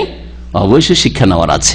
ওয়াসাকানতুম ফি মাসাকিনিল্লাযিনা যালামু আনফুসাহুম, আর তোমরা বসবাস করো ওই সব বাসস্থানে যে সব জায়গায় বসবাস করেছে জালেম লোকেরা, যারা নিজেদের উপর অত্যাচার করেছিল, পাপ করে। ওয়াতাবায়্যানা লাকুম কাইফা ফাআলনা বিহিম, আর তোমাদের উপর স্পষ্ট হয়ে গেছে যে তাদের সাথে আমি কি আচরণটা করেছিলাম, তাদেরকে কিভাবে ধ্বংস করেছিলাম। এটা কি জানো না যে কি করেছি? লুতের জাতিকে কিভাবে ধ্বংস করেছি, তারপরে সমকামিতায় লেওয়াতাতে লিপ্ত হবে। চিন্তা করুন যে এই সব ঘটনা জানছে একজন মুসলিম, তারপর একজন মুসলিম সমকামিতা লিপ্ত হইতে পারে। আল্লাহ পাক বলছেন ওয়াতাবায়্যানা লাকুম কাইফা ফাআলনা বিহিম, আর তোমাদের জন্য স্পষ্ট হয়ে উঠেছে যে তাদের সাথে আমি কি ব্যবহার করেছি। একটু চিন্তা করে দেখো তো দেখি, তোমার কি ওইরকম করতে পারি না আমি? অবশ্যই। আপনি আপনার এলাকায় একটু ভালো করে নজর দিয়ে দেখেন, বড় সুদখোর ছিল, বড় জালেম ছিল, বেনামাজি ছিল, নাস্তিক ছিল, কি তার অবস্থা আল্লাহ পাক রব্বুল আলামিন করেছেন। কিছুই যদি না হয় তো মৃত্যুর পূর্বে কত রকমের যে ব্যাধি আর কত রকমের যে রোগ আর বালা মুসিবতে কষ্ট পেয়ে এক সুদখোরকে জানতাম, আমরা তখন নাবালক, 12-13 বছর বয়স, বহু সুদ খেয়েছে। আর এলাকার মহাজন, মহাজন বলতো, ওদেরকে আবার মহাজন বলে ডাকতো, অমুক মহাজন। সে মহাজন বহু লোকের জমি জায়গা এরকম করে দখল করেছে। কিরকম? প্রথম টাকা দিয়ে সুদের উপর, তারপরে যখন টাকা পেমেন্ট করতে পারে না, এই তো জমি লিখে দে, নিয়ে হাঁটলো ওদেরকে রেজিস্ট্রি অফিসে, জমি লিখে নিল। জমি পাবে 1 বিঘা, লিখে নিল 2 বিঘা, রেট অর্ধেক রেট, এইভাবে বহু জমি জায়গা করেছে। শেষখানে কয়েক বছর আমরা ছোট ছেলে দেখতাম যে চিৎকার করত, দুনিয়ার আযাব এটা, ওয়ালা আযাবুল আখিরাতি আশাদ্দু আবকা, আর আখিরাতের আযাব মওতের পরে যেটা শুরু হয় সেটা যে কত শক্ত আর কত কঠিন আর কত যে স্থায়ী, তো আল্লাহ পাক ভালো জানেন। আল্লাহ পাক বলছেন ওয়াদারাবনা লাকুমুল আমসাল, তোমাদেরকে বুঝাবার জন্য বহু উপমা আমি পেশ করেছি, উপমা বর্ণনা করেছি, কত রকমের দৃষ্টান্ত, এই জাতি ওই জাতি, এরাই করেছিল এরাই করেছিল। হ্যাঁ, আরাম তার কাইফা ফাআলা রাব্বুকা বিআসহাবিল ফিল, আল্লাহ পাক এগুলোকে উপমা পেশ করেননি যে তোমরাও যদি ওই রকম করো তো তোমাকে কি ওই হস্তি বাহিনীর মতো করতে পারি না আমি? ওয়াকাদ মাকারু মাকরাহুম, আর এরা চক্রান্ত করেছিল। আল্লাহ পাক বলছেন এরা চক্রান্ত করেছিল, তাদের বড় চক্রান্ত। ওয়া ইনদাল্লাহি মাকরুহুম, আর আল্লাহর কাছে তাদের চক্রান্তের সমস্ত জ্ঞান ছিল, আল্লাহ সবকিছু জানছেন। এমন নয় যে চক্রান্ত করছে আর জানছেন আল্লাহ পাক, আমি আপনি জানি না আমার বিরুদ্ধে আপনার বিরুদ্ধে কি ষড়যন্ত্র হচ্ছে, কি জাল পাতানো হচ্ছে ফাঁসাবার জন্য, কি চক্রান্ত হচ্ছে, কিছুই জানি না। কিন্তু আমরা তো যে জানে না গায়েব অদৃশ্যের কথা, তার বিরুদ্ধে চক্রান্ত করা যায়, কিন্তু আল্লাহ পাকের বিরুদ্ধে চক্রান্ত করা যায়? মানুষের বিরুদ্ধে চক্রান্ত করে মানুষের উপর জুলম অত্যাচার করলেন, ক্ষয়ক্ষতি করলেন, কিন্তু হিসাব লেনেওয়ালা তিনি তো আলেমুল গায়ব, সব জানছেন যে তুই চক্রান্ত করে একে ধ্বংস করেছিস, এর ক্ষতি করেছিস, একে জেলে ঢুকিয়েছিস, একে ফাঁসিতে চড়িয়েছিস, একে হত্যা করেছিস, তোর চক্রান্ত এগুলো হয়েছে। আল্লাহ পাক জানছেন না? ওয়া ইনদাল্লাহি মাকরুহুম মানে ইলমু মাকরিহিম, আল্লাহ পাকের কাছে সব খবর রয়েছে। ওয়া ইন কানা মাকরুহুম লিতাজুলা মিনহুল জিবাল, যদিও তাদের চক্রান্ত, ওয়া ইন কানা মাকরুহুম লিতাজুলা মিনহুল জিবাল, এর দুটি তাফসীর রয়েছে, ভালো করে শুনেন। একদল তো খুব সহজে করে দিয়ে তাফসীর করে দিয়েছেন, ওয়া ইন কানা ইন মানে যদি, কিন্তু অধিকাংশ তাফসীর আরবি মুফাসসিরিনগণ ইন মানে এখানে যদি কেউ লিখেননি। তারা কি লিখেছেন? ইনটা আসলে ছিল ইন্না, আরবিতে যেটা ইন্না হারফে মুশাব্বাহ নিঃসন্দেহের অর্থ হয়, সেটা কখনো কখনো মুখাফফাফ হয়ে যায়, হালকা করে দেওয়া হয়, তাসদীদ থেকে জজমে নিয়ে আসা হয়, ইন্না ইন হয়ে যায়। তাহলে নিশ্চয়ের অর্থ, ওয়া ইন্নাহু কানা মাকরুহুম লিতাজুলা মিনহুল জিবাল ছিল আসলে তাফসীর। এটা হচ্ছে তাফসীর। তাহলে তাফসীর কি হবে? আর নিঃসন্দেহে তাদের চক্রান্ত এমন মারাত্মক ছিল যে তার কারণে পাহাড় সরে যেতে পারে। এমন চক্রান্ত করেছে, মহাচক্রান্ত, যে পাহাড়কে এরা ধ্বংস করে ফেলবে, সরিয়ে ফেলবে আপন জায়গা থেকে। মানে বিশাল চক্রান্ত করেছে, মারাত্মক চক্রান্ত করেছে। এই তাফসীরের সমর্থন কোরআন কারীমে রয়েছে। মাকর মানে শুধু চক্রান্ত না। সালাফে সালেহিনের একজন তাবেঈ তাফসীর করতে গিয়ে বলছেন যে মাকর মানে শিরকুহুম, তাদের শিরক।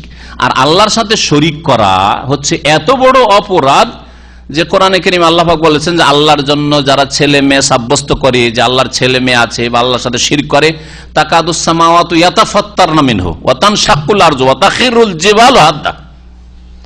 আল্লাহ পাক রব্বুল বলছেন যে এই তাদের এই অপরাধ এত বড় অপরাধ যে তাকাদুস সামাওয়াতু ইয়াতাফাত্তারনা, আসমান মনে হচ্ছে ফেটে পড়বে এদের অপরাধের কারণে। ওয়া তানশাক্কুল আরজু, আর জমিন বিদীর্ণ হয়ে যাবে।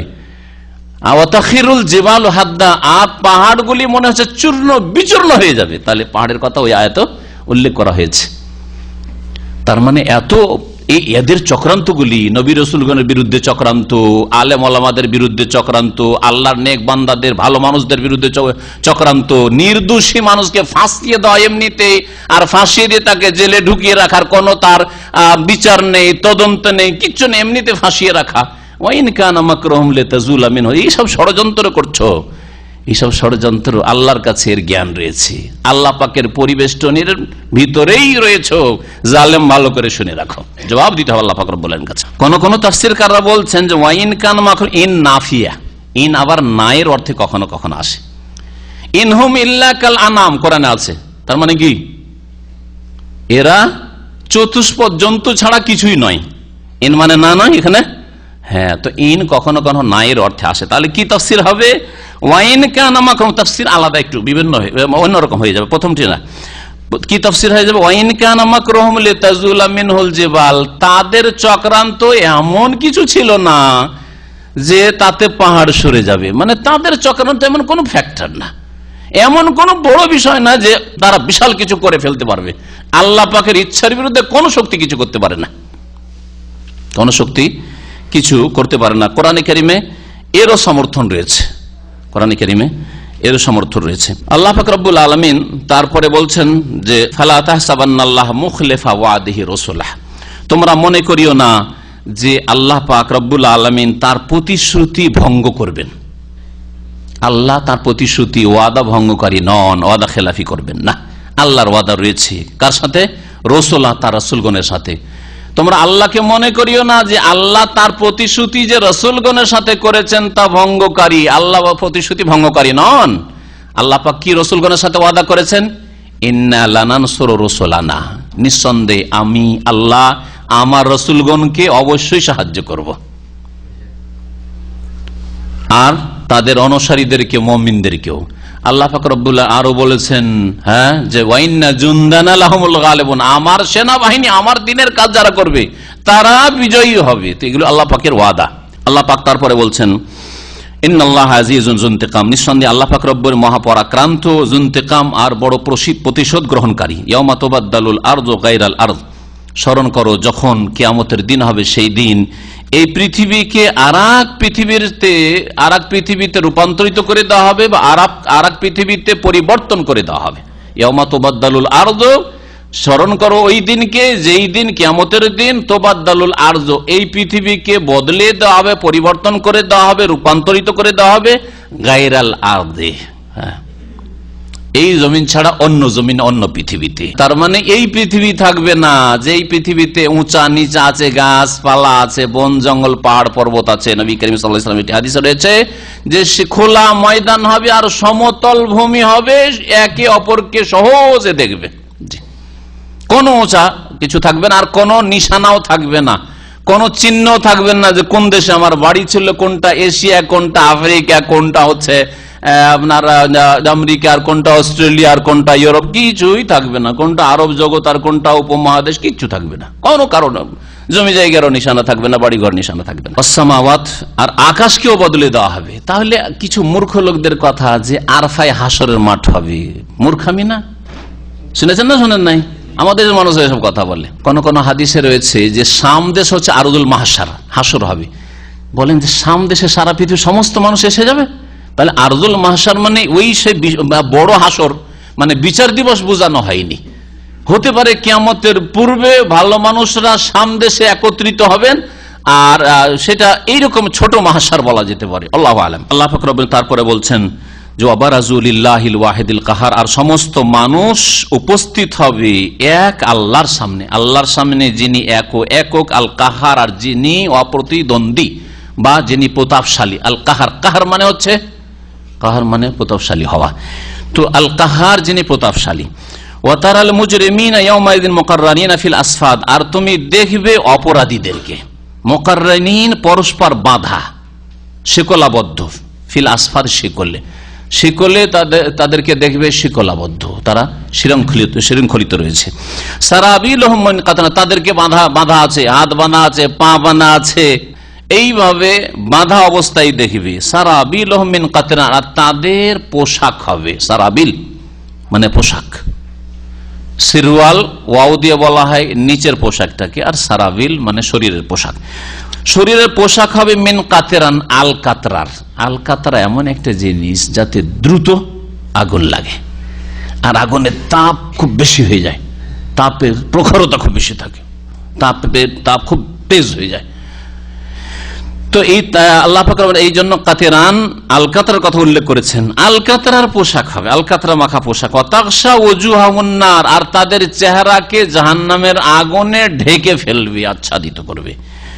আল্লাহ পাক রব্বুল আলামিন যেন আমাদের জাহান্নাম থেকে রক্ষা করেন, জাহান্নামের আযাব থেকে রক্ষা করেন। আল্লাহ পাক রব্বুল আলামিন দুনিয়া আখিরাতের আযাব থেকে, বালা মুসিবত থেকে আল্লাহ পাক যেন আমাদের রক্ষা করেন।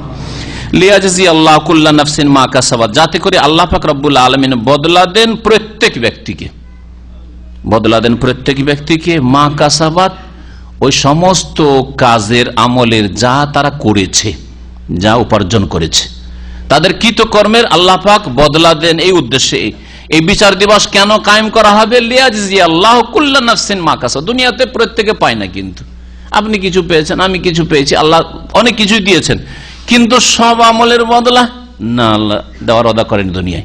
এইরকমই জালেম জুলুম করে গেছে, জুলমের শাস্তি কিছুই পায়নি দুনিয়াতে, হয়তো তো বদলার তো প্রয়োজন রয়েছে। এই জন্য বিচার দিবস হওয়া আর জান্নাত জাহান্নাম এই সব আকীদা হচ্ছে সায়েন্টিফিক আকীদা, যুক্তিসঙ্গত আকীদা।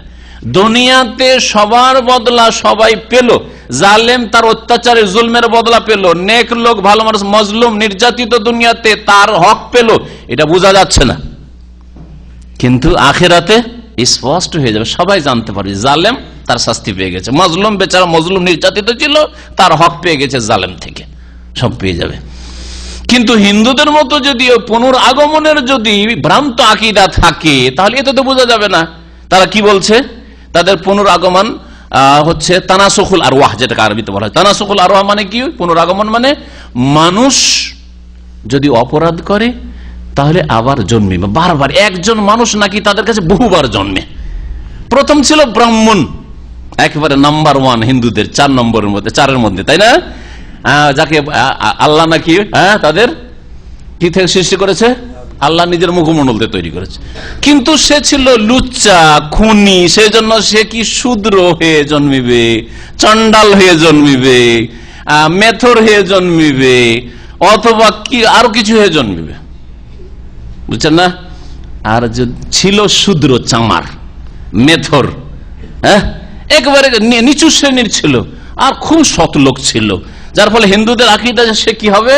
মহামানব হয়ে জন্মিবে, সে ভগবান হয়ে জন্মিবে, সে ঈশ্বর হয়ে জন্মিবে, সে ব্রাহ্মণ হয়ে জন্মিবে। সে ছিল কোথায়? নিচে, চলে গেল উপরে। বোঝা যাচ্ছে তাহলে হইতে আছে তাদের আকীদায়, হিন্দুদের এরকম হইতে আছে যে একজন গত হয়তো 100 বছর আগে সে ব্রাহ্মণ ছিল, এখন শূদ্র হয়ে জন্মেছে, লোকেরা কি বুঝতে পারছে যে শাস্তি পেয়ে গেল? আচ্ছা, তারপরে একজন শূদ্র ছিল কিন্তু খুব ভালো মানুষ ছিল, 100 বছর আগে শূদ্র ছিল, চামার মেথর ছিল, আর এখন আবার নতুন হয়ে জন্মেছে, সে পুনরাগমন তার হয়েছে দুনিয়াতে, আর সে এখন ব্রাহ্মণ হয়ে এসছে। বা মহামানব একজন হয়েছে, দেশের রাষ্ট্রপতি হয়েছে, অথবা খুব বড় মানুষ হয়েছে, অনেক সুখী মানুষ হয়েছে, কি করে বোঝা গেল? বোঝা যাচ্ছে? এতে বোঝা যায় না। কিন্তু হাসর হবে, বিচার দিবস হবে, জান্নাত জাহান্নাম হবে, আর সেখানে পাই পাই করে সবার হিসাব বুঝিয়ে দেওয়া হবে। স্পষ্ট সবাই বুঝতে পারবে যে আমরা নিজের হক পেলাম, আপনি আপনার হক পেলেন, আমি আমার হক পেলাম, যা ভুল করেছিলাম তাও পেলাম, তারও যা শাস্তি হয়, আর যা ভালো করেছিলাম তাও পেলাম। আল্লাহ পাক রব্বুল আলামিন যেন আমাদের গুনাহ খাতা মাফ করে দেন। আল্লাহ পাক রব্বুল আলামিন যেন আমাদেরকে দুনিয়াতেও না পাকড়াও করেন, আর আখিরাতেও আল্লাহ পাক যেন পাকড়াও না করেন, জাহান্নামের আযাব থেকে রক্ষা করেন। একটি আয়াত বাকি আছে। আল্লাহ পাক রব্বুল আলামিন এই আয়াতের শেষ অংশে বলছেন, ইন্নাল্লাহা সারিউল হিসাব, আল্লাহ পাক রব্বুল দ্রুত হিসাব গ্রহণকারী। অনেকে চিন্তা করতে পারে, এত মানুষের হিসাব আল্লাহ পাক কি করে নেবেন? আজকাল কম্পিউটারের যুগে বলতে হবে না, তাই না? বিশাল বিশাল কোম্পানির হিসাব, ওকে হিসাব করার জন্য বসতেই হয় না, যেমনই ক্লিক করছে সাথে সাথে অ্যাড হয়ে যাচ্ছে, হিসাব হয়ে যাচ্ছে। হচ্ছে না? হচ্ছে না? হয়ে যাচ্ছে, এমনিতে হিসাব হয়ে যাচ্ছে। খুব বেশি না জানেন তাহলে এক্সেল প্রোগ্রামটাও যদি আপনি জানেন, অঙ্ক কোশ্চেন যে এই স্টুডেন্ট কতদিন হাজির হয়েছে মারছেন, বা আমি বছরে প্রতি মাসে 4টা করে বক্তব্য করব, এই চারটা যে মারছেন শেষে হিসাব হয়ে বসে আছে, তাহলে কত হয়? 4 × 48টা। আপনাকে আর হিসাব করে লিখতে হবে না। আগের যুগে হিসাব 4 × কত হয় 48 লিখতে হইতো, লিখার প্রয়োজন নেই, ঠিক কিনা? তাহলে কম্পিউটারের যুগে, সায়েন্সের যুগে বুঝাইতে হবে যে আল্লাহ হিসাবে এত লোকের কেমন করে নেবেন, আর এত লোকের পাই পাই করে হিসাব নেওয়ার বদলা প্রত্যেককে যথাযথভাবে দেবেন কিভাবে। ইন্নাল্লাহা সারিউল হিসাব, এই সারিউল হিসাবের তাফসীর বোঝা খুব সহজ হয়ে গেছে। আল্লাহ পাক শেষ আয়াতে বলছেন, হাযা বালাগুল লিন্নাস ওয়া লিইউনযারু বিহি ওয়া লিয়ালামু আন্নামা হুয়া ইলাহুন ওয়াহিদ ওয়া লিয়াযাক্কারা উলুল আলবাব। 4টি কথা আল্লাহ বলেছেন। এই আয়াতটি সম্পর্কে অনেক তাফসীরকারগণ বলেছেন, তার মধ্যে একজন হচ্ছেন আল্লামা শেখ আবু বকর জাযাইরি, মসজিদে নববীতে যিনি তাফসীর করেন। তিনি লিখেছেন তার আইসারুত তাফাসসিরে যে এই আয়াতকে যদি কোরআনে কারীমের হেডলাইন বলি তাহলে ভুল হবে না। কোরআনে কারীমের মূল বিষয়বস্তু হাযা বালাগুল লিন্নাস, একটি কথা, ওয়া লিইউনযারু বিহি তাফসীর করে যায় সাথে সাথে। আল্লাহ পাক বলছেন হাযা বালাগুন লিন্নাস, এই যে সূরা ইব্রাহিম আর এর সাথে সাথে পুরো সূরা, সবগুলি সূরা, পুরো কোরআনে কারীম, এই কোরআনে কারীম হচ্ছে বালাগুল লিন্নাস, মানব জাতির জন্য একটি বার্তা। আর একটা তরজমা করতে পারেন মানব জাতির জন্য একটি আল্লাহর পক্ষ থেকে ঘোষণা। হাযা বালাগুল লিন্নাস, পৌঁছে দেওয়া হলো মানুষকে এই ঘোষণা করে। হাযা বালাগুল লিন্নাস, মানব জাতির জন্য ঘোষণা করে দেওয়া হইল। হাযা বালাগুল লিন্নাস, কোরআন হচ্ছে বালাগুল লিন্নাস, মানব জাতির জন্য আল্লাহর পক্ষ থেকে বার্তা, ঘোষণা। আর কি দিতে, ওয়ালিউনযারু বিহি, যাতে করে এই বার্তার মাধ্যমে মানব জাতিকে সতর্ক সাবধান করা হয়, যেগুলি তাদের দুনিয়ার ক্ষতি করবে, আখিরাতের ক্ষতি করবে, এগুলি থেকে সতর্ক সাবধান করা হয়, সতর্ক করে দেওয়া হয়েছে আমাদেরকে। কেউ বলতে পারবে না আল্লাহ আমি তো জানতাম না যে সুদ খেলে এত শাস্তি হবে, আমি তো জানতাম না যে জিনা করলে এত বড় অপরাধ হবে, আমি তো জানতাম না যে নামাজ ছাড়লে নামাজ পড়তে হয়, নামাজের এত গুরুত্ব। বালাগুল লিন্নাস, কোরআনে কারীমে ওহীর মাধ্যমে, রাসূলের হাদিসের মাধ্যমে বালাগুল লিন্নাস, মানব জাতির কাছে বার্তা পৌঁছে গেছে। ওয়ালিউনযারু বিহি, সতর্ক সাবধান করে দেওয়া হয়েছে, সতর্ক সাবধান করে দেওয়া হয়েছে। 3 নম্বর হচ্ছে ওয়ালিয়ালামু, আর যাতে করে মানব জাতি কোরআনে কারীমের মাধ্যমে, ওহীর মাধ্যমে জানতে পারে আন্নামা হুয়া ইলাহুন ওয়াহিদ, যে আল্লাহ হচ্ছেন এক ইলাহ, এক উপাস্য, দ্বিতীয় কোন উপাস্য নেই। কোন নবী রাসূল 2 উপাস্যের কথা শিখিয়ে যাননি। 3 তো দূরের কথা, এই খ্রিস্টানদের তৃতীয়বাদ, আর বহু উপাস্য, বহু দেবদেবী তো দূরের কথা, আর বহু পীর ফকির আর মাজার তো দূরের কথা। আন্নামা হুয়া ইলাহু ওয়াহিদ, তিনি একা রব, তিনি একা রাজ্জাক, তিনি একাই খালেক, এবং তিনি হচ্ছেন ইলাহ, মাবুদ, সমস্ত ইবাদত বন্দেগীর হকদার, আর কেউ হক রাখে না। যিনি দেন তিনি ইবাদতের হক রাখেন।